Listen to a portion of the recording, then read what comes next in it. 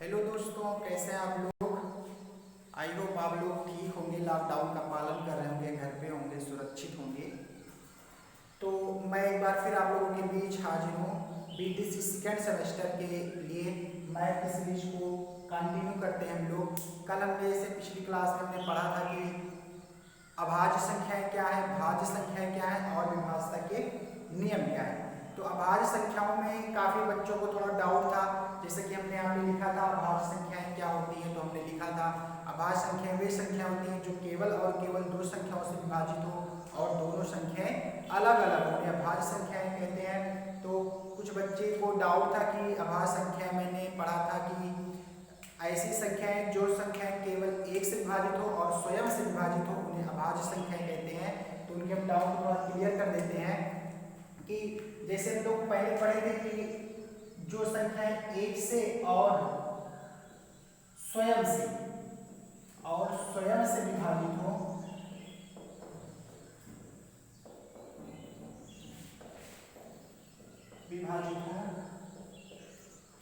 वे संख्याएं जो एक से और स्वयं से विभाजित हो उन्हें अभाज्य संख्या कहते हैं। तो इसी के बीच और जो मेरी परिभाषा थी कि ऐसी संख्याएं जो केवल और केवल दो संख्याओं से विभाजित हो, दोनों संख्याएं अलग अलग हो, दोनों में थोड़ा डाउट हो गया बच्चों को। तो बता देते हैं ये परिभाषा क्यों हमने नहीं लिखा था, क्योंकि एक क्वेश्चन में सब लोग कंफ्यूज हो जाते हैं कि पूछा जाता है कि सबसे छोटी अभाज्य संख्या कौन सी है।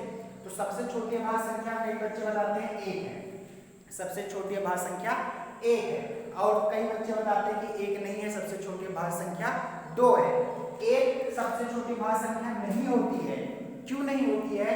क्योंकि एक ऐसी संख्या है जो एक से विभाजित होती है और फिर स्वयं भी एक ही विभाजित होती है। इसलिए ये परिभाषा भी अगर यहाँ पे हम फॉलो करते हैं तो हमारी परिभाषा वाली गलत हो जाती है कि एक ऐसी संख्या जो एक से विभाजित होती है और एक स्वयं से विभाजित हो रही है, तो ये भी अभाज्य संख्या होनी चाहिए, लेकिन ये अभाज्य संख्या नहीं है। क्यों नहीं है? क्योंकि ये संख्या कैसी है? सेम है, ये स्वयं भी सेम है और एक स्वयं है ही, इसलिए ये वाली परिभाषा यहाँ पे फॉलो नहीं होती है। एक से और स्वयं से विभाजित संख्या अभाज्य संख्या होती है, इसलिए एक यहाँ पे फॉलो नहीं होती है। इसलिए कहा जाता है सबसे छोटी अभाज्य संख्या दो है। क्यों दो है? क्योंकि जिससे विभाजित वो संख्याएं अलग अलग, एक और दो, ये दोनों संख्याएं अलग अलग हैं। इसलिए हमने डिफिनेशन में लिखा था कि वे संख्याएं जो केवल और केवल दो संख्याओं से विभाजित हो और दोनों संख्याएं अलग अलग हो उन्हें अभाज्य संख्या कहते हैं। तो यहाँ पे जो एक डाउट होता था वो क्लियर हो गया उस परिभाषा से, इसलिए इस परिभाषा को हमने नहीं लिखा। बाकी सही ये भी परिभाषा है आप लोगों के लिए। ठीक बच्चों, आगे चलते हैं हम लोग।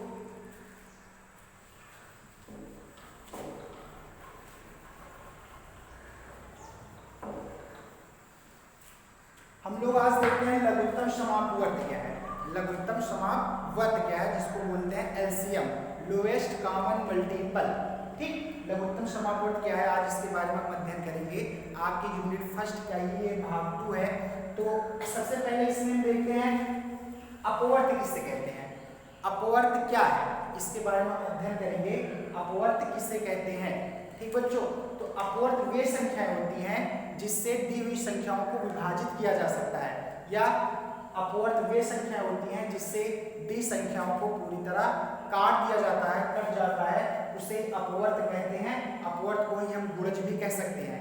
वे संख्याएं जो दी हुई संख्या से पूरी तरह विभाजित हो जाए उन्हें अपवर्त कहते हैं।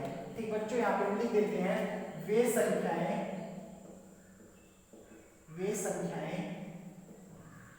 जो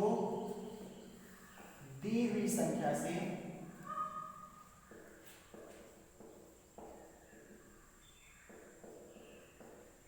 पूरी तरह विभाजित हो जाए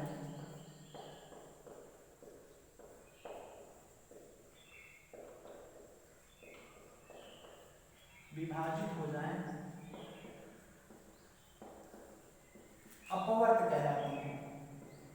अपवर्त या गुणज कहलाते हैं।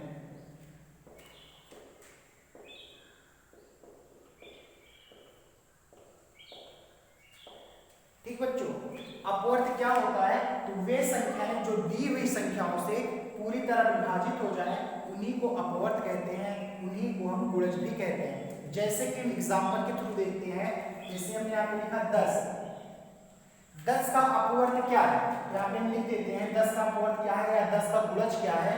तो 10 का गुणज होता है वही जो 10 से कैंसिल हो जाए। तो 10 का एक नंबर 10 20 30 40 डैश डैश डैश अनंत।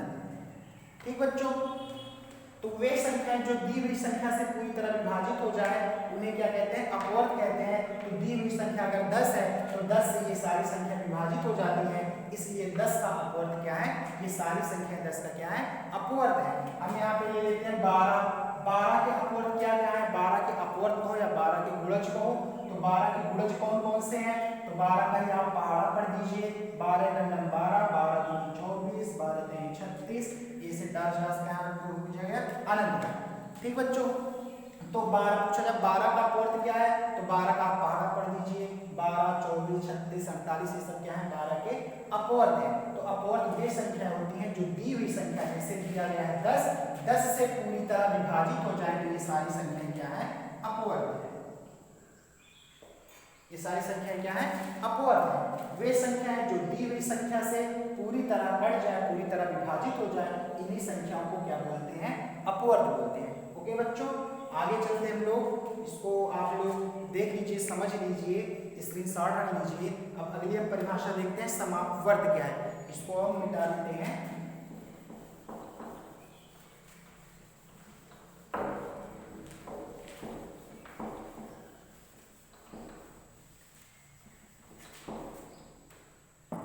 देखते हैं समापवर्त क्या है। समापवर्त जैसा कि हम लिख देते हैं समापवर्त। समापवर्त का अगर हम फैक्टर करते हैं, अलग अलग लिखो करते हैं हम, तो सम अपवर्त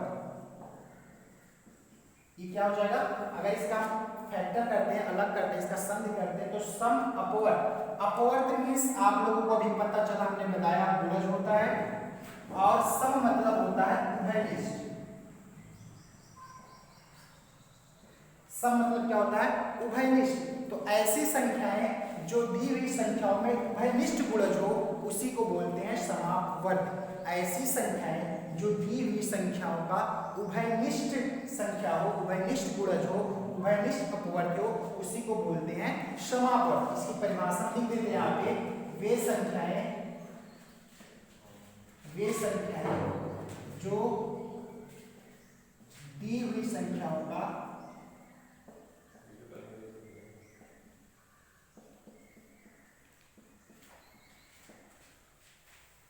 उभयनिष्ठ अपवर्त हो, निष्ठ अपवर्त हो, समापवर्त कहलाता है।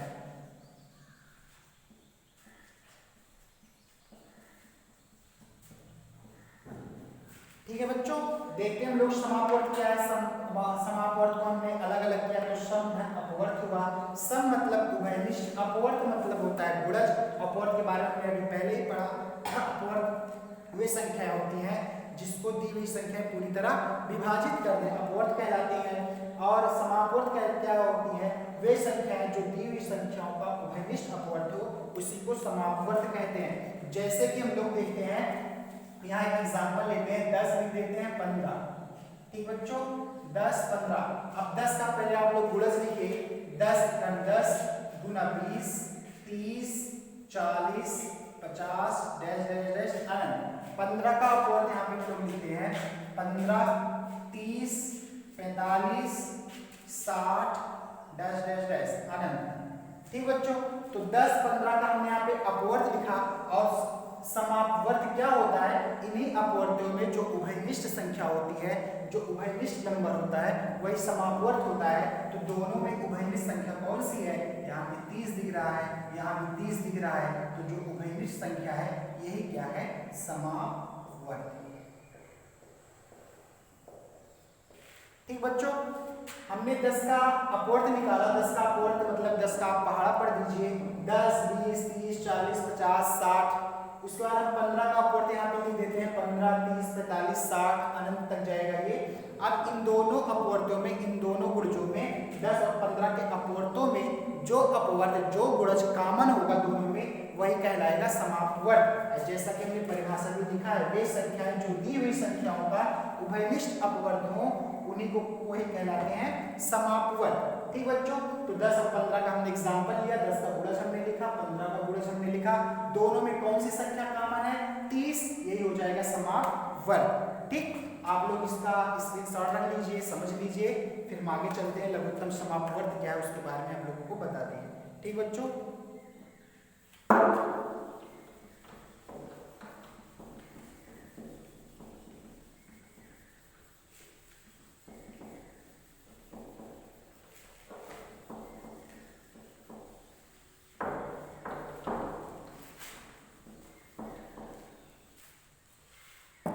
देखते हैं हम लोग लघुत्तम समाप्त वर्ग क्या है।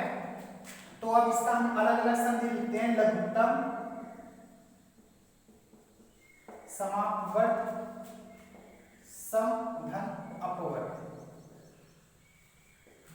ठीक बच्चों, लघुत्तम मीन्स होता है छोटे से छोटा, छोटे से छोटा। सम मतलब आपको पता है उभयनिष्ठ, और अपवर्त मतलब होता है गुणज। तो लघुत्तम समाप्त वर्ग क्या होता है? वे छोटी सी छोटी संख्याएं, वे छोटी सी छोटी संख्याएं जो दी हुई संख्याओं से पूरी तरह विभाजित हो जाए उन्हीं को कहते हैं लघुत्तम समाप्त वर्ग। वह छोटी सी छोटी संख्या जो दी हुई संख्याओं से पूरी तरह विभाजित हो जाए उन्हीं को कहते हैं लघुत्तम समाप्त वर्ग। एग्जाम्पल के थ्रू हम लोग देखते हैं, जैसे हमने ले लिया 10, 12, 15। मुझे 10, 12, 15 का एलसीएम निकालना है। 10, 12, 15 का हमें क्या निकालना है? एलसीएम। इसका एलसीएम क्या होगा? लोएस्ट कॉमन मल्टीपल क्या होगा, या कहा जाए लघुत्तम समाप्त वर्ग क्या होगा? 10, 12, 15 का लघुत्तम समाप्त वर्ग क्या होगा? तो हम लोग को कुछ नहीं करना है, हमें 10 का हम गुणज लिखते हैं, 12 का गुणज लिखते हैं, 15 का गुणज लिखते हैं, और जो सबसे छोटा सा उसका अपवर्त होगा, जो सबसे छोटा अपवर्त होगा, जो सबसे छोटा तीनों का उभयनिष्ठ अपवर्त होगा, वही हो जाएगा हमारा लघुत्तम समाप्त वर्ग। तो 10 का हम लिखते हैं यहाँ पे पहले 10, 20, 30, 40, 50, 60 डैश डैश डैश अनंत तक लिख सकते हैं। 12 का हम लिखते हैं 12, 24, 36, 48, 60 10 10 अनंत तक। 15 का हम लोग लिखते हैं 15, 30, 45, 60, 75, 90 डैश डैश अनंत। ठीक बच्चों, हमने 10 का अपवर्त लिखा यहाँ पे, 12 का हमने अपवर्त लिखा यहाँ पे, 15 का अपवर्त हमने लिखा यहाँ पे। ठीक, अब इन तीनों के अपवर्तों में जो सबसे छोटा उभयनिष्ठ अपवर्त होगा वही कहलाएगा लघुत्तम समाप्त वर्ग। तो इसमें सबसे छोटा कॉमन संख्या कौन सी है तीनों में? तो यहाँ पे हमने लिखा 60, यहाँ भी है 60, यहाँ भी है 60। तो एलसीएम जो होगा 10, 12, 15 का जो एलसीएम होगा वो क्या हो जाएगा हमारे बच्चों? 60। जो एलसीएम होगा वो क्या हो जाएगा हम लोगों का बच्चों? 60। ठीक, एलसीएम निकालने का तरीका जो है हमने बताया आपको। 10 का आप गुणज लिखिए, 10 का आप अपवर्त लिखिए, 10, 20, 30, 40, 50, 60 डैश डैश अनंत तक। 12 का आप अपवर्त लिखिए, 12, 24, 36, 48, 60 डैश डैश अनंत तक। 15 का आप अपवर्त लिखिए, 15, 30, 45, 60, 75, 90 डैश डैश अनंत तक। अब इसमें से देखिए सबसे छोटा उभयनिष्ठ अपवर्त कौन सा है? तो सबसे छोटी संख्या जो है इसमें तीनों में कॉमन हो और तीनों में उभयनिष्ठ हो वो कौन सी है? 60। इसलिए 10, 12, 15 का जो एलसीएम आएगा वो कितना आएगा बच्चों? 60 आएगा। ठीक, आगे चलते हैं लोग, इसको आप लोग समझ लीजिएगा स्क्रीनशॉट करके, और एग्जांपल हम लोग देखते हैं आगे।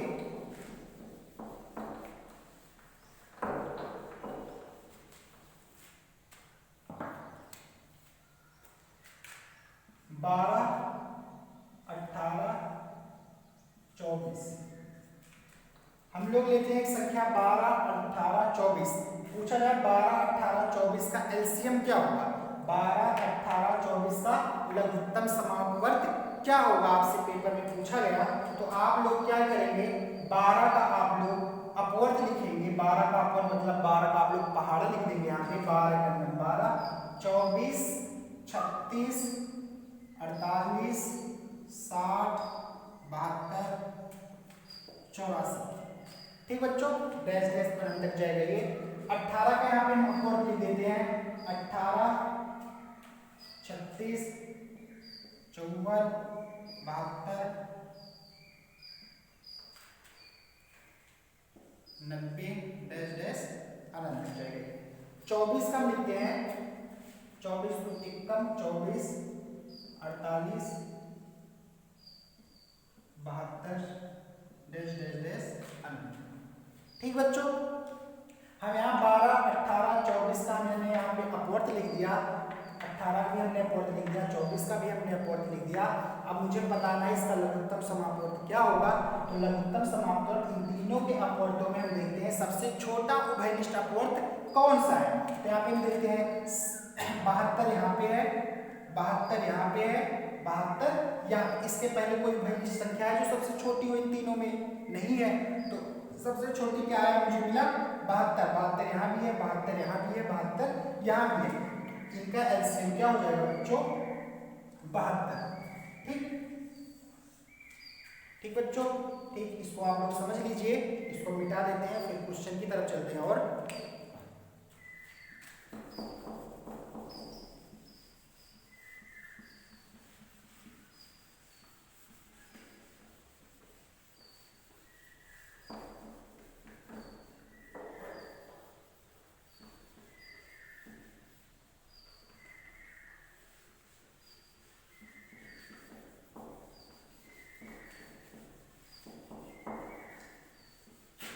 एक छोटी सी चीज और देख लेते हैं हम लोग कि लघुत्तम समापवर्त निकालने की विधियां कितनी है। तो इसकी दो विधियां हैं, एक गुणनखंड विधि, एक भाग विधि। ठीक बच्चों, तो गुणनखंड विधि को हमने देखा कि अपवर्त लिख के देखा, अपवर्त लिख के जो कॉमन होता है वही हो जाता है, एलसीएम हो जाता है हमारा। तो भाग विधि द्वारा देख लेते हैं हम लोग कैसे है। तो जैसे क्वेश्चन हम लोग लेते हैं भाग विधि से कैसे एलसीएम निकाला जाता है, सबसे आसान तरीका होता है भाग विधि द्वारा एलसीएम निकालने का। तो जैसे हम लोग यहाँ पे लिख दिए, अभी वही क्वेश्चन 18, 12, 18 और 24। ठीक, 12, 18, 24 का मुझे एलसीएम निकालना है भाग विधि द्वारा। तो हम इसका फैक्टर करते हुए चले जाएंगे, सबसे छोटी से छोटी संख्या से इसका हम फैक्टर करेंगे। सबसे छोटी संख्या कौन सी जो इन तीनों को विभाजित करेगी, वो है 2, 2 6 12, 2 9 18, 2 ग्रेनियम 24। ठीक बच्चों, फिर 2 से जाएगा, 2 से ले जाते हैं, 2 3 6, 9 नहीं जाएगा, 9 ऐसे उतार लेंगे, 2 6 12। फिर अब ये 2 से नहीं जाएगा, आप 3 से ले जाते हैं, 3 एकम 3, 3 त्रिका 9, 3 दूनी 6। ठीक बच्चों, आप आगे कोई भी संख्या नहीं जिससे डिवाइड होगा तो हम डायरेक्ट इसको मल्टीपल कर लेते हैं, 2 गुना 2 गुना 3 गुना 3 गुना 2। ठीक बच्चों, अब देखते हैं इसका मल्टीप्लाई कर लेते हैं, 2 दूनी 4, 4 3 12, 12 चौक 24, 12 36 और 36 गुना 72।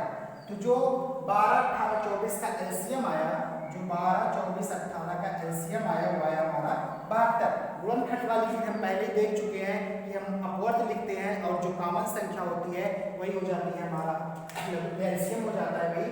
और भाग विधि द्वारा हम देखते हैं तो एलसीएम कितना आया हमारा 72। भाग विधि द्वारा क्या करते हैं, हम डिजिट को उतारते हैं और इसको सबसे छोटी से छोटी संख्या से काटते हुए चले जाते हैं, 2 6 12, 2 9 18, 2 12 24। फिर 2 से, क्योंकि 2 संख्या कट रही है इसलिए हमने फिर 2 से काटा, 2 3 6, 9 नहीं कटेगा, 9 ने वैसे उतार लिया, फिर 2 से 6 12 को काटा, 6 आया। अब इसमें से सिर्फ 6 है, 2 से कटेगा इसलिए इस संख्या को नहीं काटेंगे, 2 संख्या देखते हैं, तो 3 से भी कटेगा, 3 से भी, 3 से भी, तो 3 से हमने काटा, 3 एक कम 3, 3 3 का 9, 3 दूनी 6। अब ये अकेला अकेला बच गया तो इसको ही छोड़ देते हैं। अब 2 को हम 2 लिखे, 2 गुणे 2 गुणे 3 गुणे 3 गुणे 2, तो 2 दूनी 4, 3 12, 12 24 12 36, 36 गुना 72, इसलिए इसका एलसीएम कितना आया 72। ठीक बच्चों, ये भाग विधि हो गया। गुणनखंड विधि इसके पहले हम लोग पढ़ चुके हैं। ठीक, इसको मिटा देते हैं, इसके कुछ क्वेश्चन हम लोग और देख लेते हैं।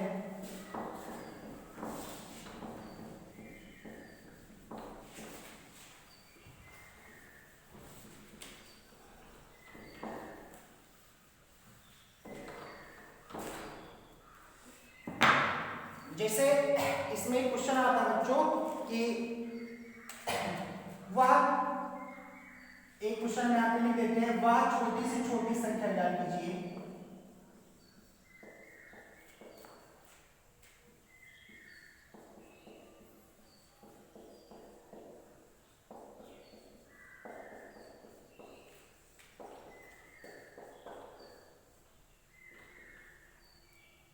जिसमें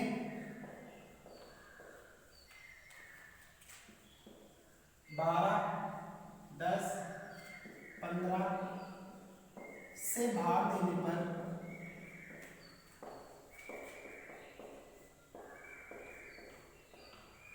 एक शेष बचेगा।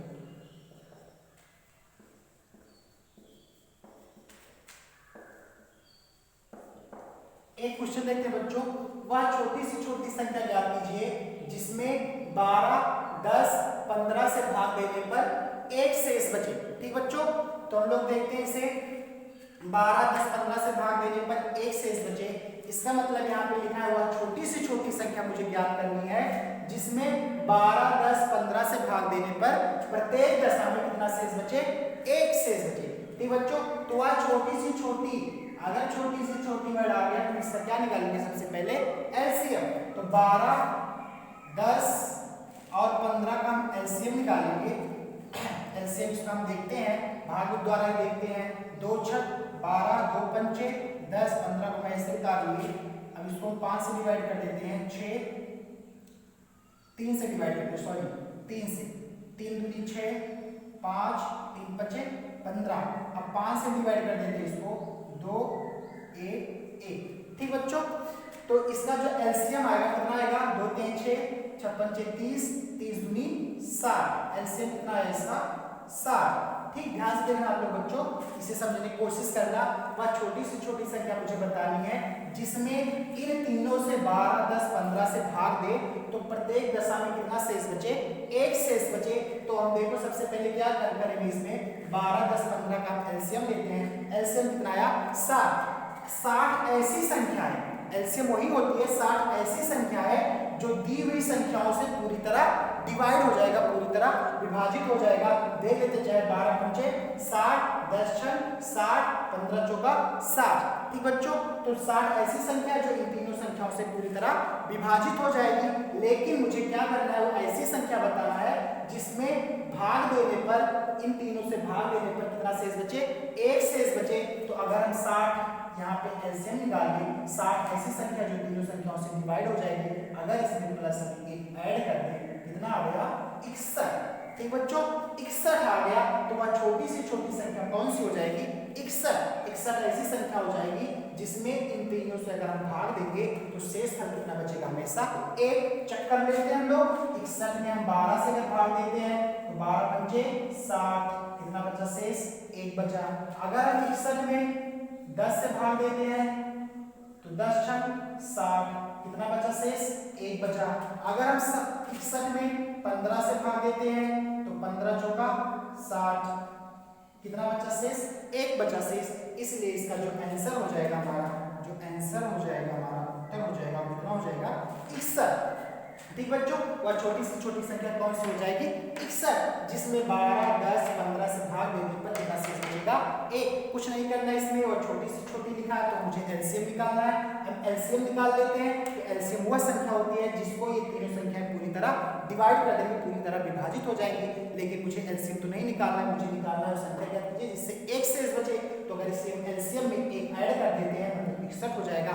61 वो संख्या हो जाएगी जिसमें इन तीनों से भाग देने पर प्रत्येक दशा में कितना शेष बचेगा बच्चों, एक। ठीक, मिटा देते हैं इसको। आप लोग स्क्रीनशॉट रख लीजिए समझने के लिए।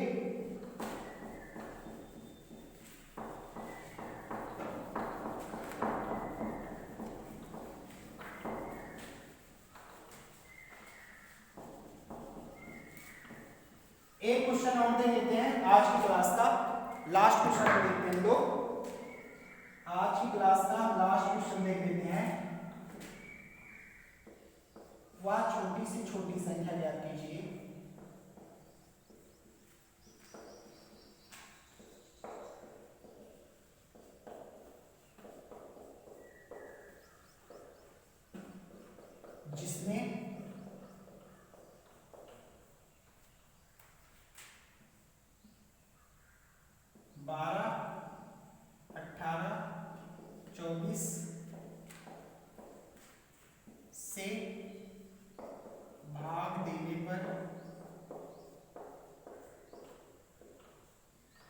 एक दशा में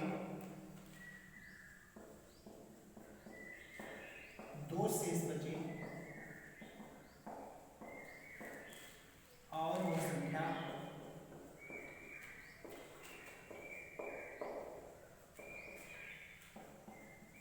सौ से बड़ी होनी चाहिए।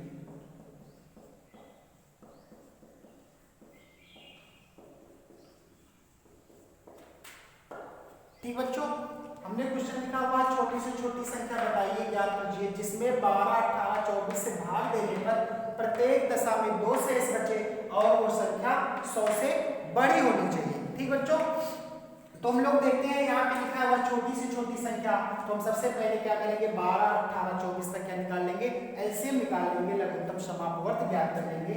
12, 18 और 24 का हम एलसीएम निकाल लेंगे बच्चों, निकाल लेते हैं। किससे जाएगा डिवाइड करेंगे 2 से, 2 छक 12, 2 9 18, 2 बड़े 24, फिर 2 से जाएगा 2 3 6, 9 नहीं जाएगा, 9 ऐसे में उतार लिया, 12 कैंसिल करो 2 से, 2 छक 12। अब 2 से एक ही संख्या कटेगी तो हम एक बार में ले जाएंगे, हम 3 से काटते हैं, 3 एक कम 3, 3 3 का 9, 3 दूनी 6।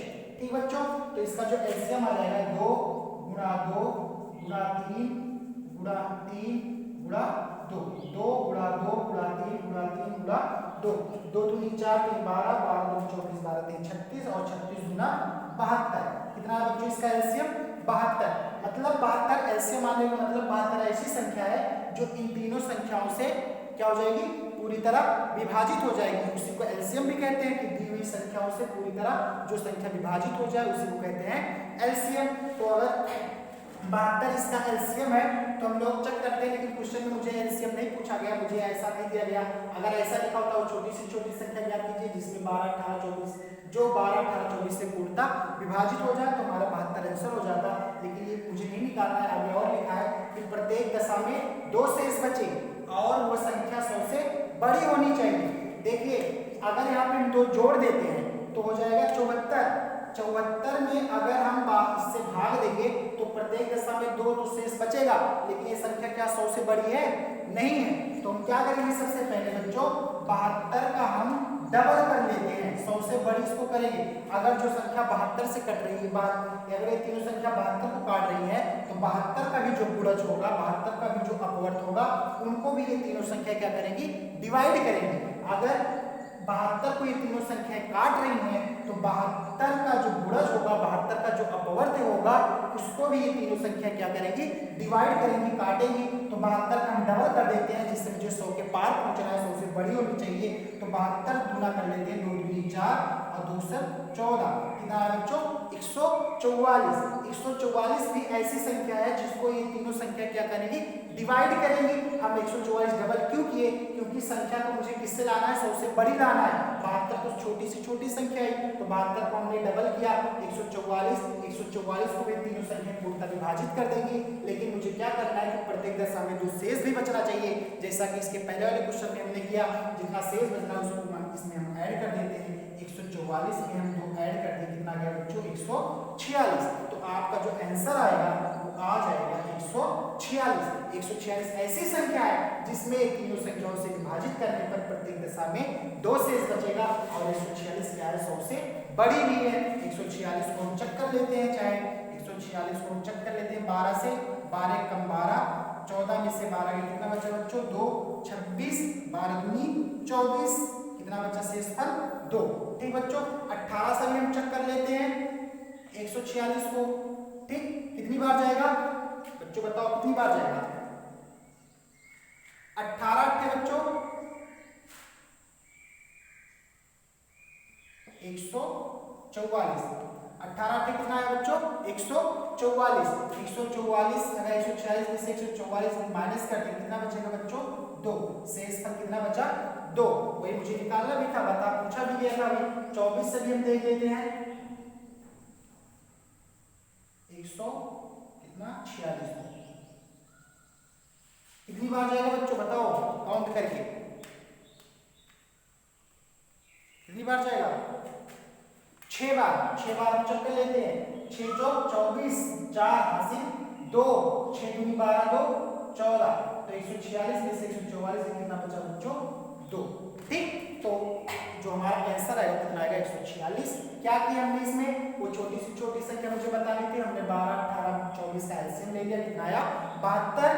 अब 72 ऐसी संख्या आ गई जो इन तीनों संख्याओं से पूरी तरह विभाजित हो जाएगी, लेकिन मुझे क्या करना है 100 से बड़ी निकालना है, तो 72 का हमने डबल कर दिया 144, तभी ये 100 से बड़ी होगी। और 114 जो संख्या 72 को डिवाइड कर रही है, अगर 72 का गुणज लिख देते हैं तो वही संख्याएं इसके गुणज को भी क्या करेंगी, डिवाइड करेंगे। 144 को भी तीनों संख्याएं पूर्णतः विभाजित करेंगे, लेकिन मुझे ऐसी संख्या निकालना है जिसमें 2 शेष बचे भाग देने पर, तो 2 इसमें हमने ऐड कर दिया, कितना है 144। हम यहाँ पे चेक कर लिया क्या शेष 2 बच रहा है, तो जी हाँ 2 शेष बच रहा है। ठीक बच्चों, आज के लिए बस इतना ही। कल नेक्स्ट क्लास आप लोगों की पढ़ाई जाएगी और आप लोग घर पे रहिए, सुरक्षित रहिए, लॉकडाउन का पालन कीजिए, खुश रहिए, मुस्कुराइए, आपकी कक्षाएं बाधित नहीं होगी, कंटिन्यू चलती रहेंगी, आपका मैथ का सिलेबस पूरा खत्म किया जाएगा। और आप लोग को जैसा कि अवगत करा दिया जाता है कि जो फर्स्ट सेमेस्टर में बच्चे हैं उनकी सेकेंड सेमेस्टर की क्लासें चल रही हैं, तो आप लोग अब सेकेंड सेमेस्टर की तैयारी स्टार्ट कर दीजिए। उसी के मैथ के बारे में हम आपका पूरा जो कोर्स है उसको कवर कराएंगे सेकेंड सेमेस्टर की। ठीक बच्चों, थैंक यू, धन्यवाद।